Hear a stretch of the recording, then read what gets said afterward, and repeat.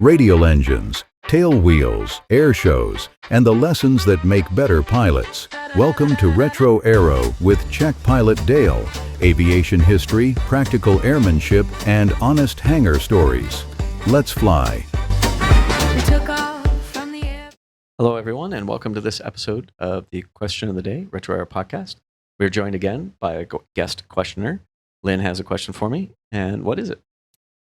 So, if you were to write a book, what would you look back on as your most challenging flight in your commercial airline career? I think every flight as a Czech pilot is my most challenging flight because unlike being a captain or a first officer, I have to sit in either the left seat or the right seat, depending on the day. And often, because of the newness of the pilot I'm sitting with, I'm essentially single pilot in an Airbus 320, 321, and A319 throughout the system.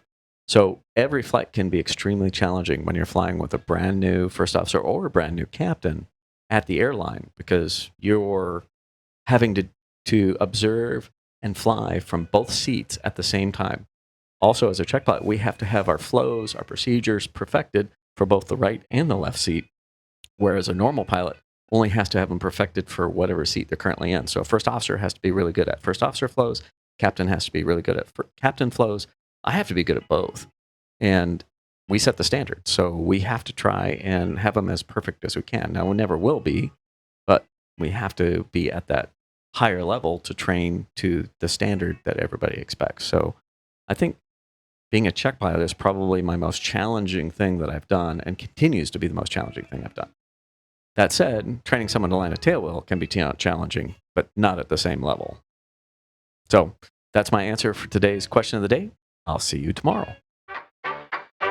You've been listening to Retro-Aero with Czech pilot Dale. Thanks for flying along, and remember to always have airspeed, altitude, and ideas, or at least 2 out of 3. Bye for now.